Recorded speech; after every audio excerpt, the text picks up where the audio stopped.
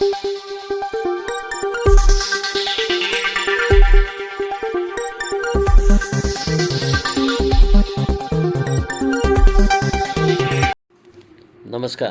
Asian news चॅनलमध्ये आपले स्वागत आहे.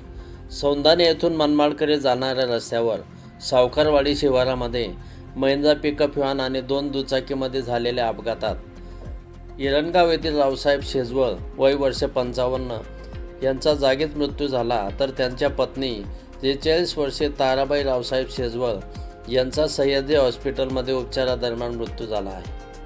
हा अपघात दुपारच्या सुमारास घडला. याबाबत मालेगाव तालुका पोलीस ठाण्यामध्ये घटनेची नोंद झाली आहे. अपघातातील महिंद्रा पिकअप व्हॅन चालक आणि समोरील दुचाकीवरील दोघेजण यामध्ये फरार झाले असून पोलीस त्यांचा शोध घेत आहेत.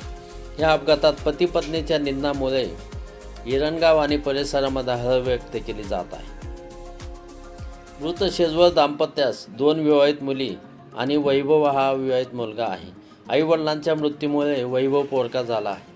ताराबाई शेजवळ आणि रावसाहेब शेजवळ यांच्या निधनामुळे परिसरामध्ये शोककळा पसरली आहे. दरम्यान या घटनेमध्ये पिकअप व्हॅन चालक आणि दोषी दुचाकी चालकांवर कठोर कारवाई करावी अशी मागणी परिसरातून होत आहे. सौंदाणे येथून मनमाडकडे जाणाऱ्या रस्त्यावर सावकारवाडी शिवारामध्ये हा अपघात घडला आहे. महिंद्रा पिकअप व्हॅन आणि 2 दुचाकीमध्ये हा अपघात घडला. यामध्ये इरणगाव येथील रावसाहेब शेजवळ आणि ताराबाई शेजवळ यांचा समावेश आहे.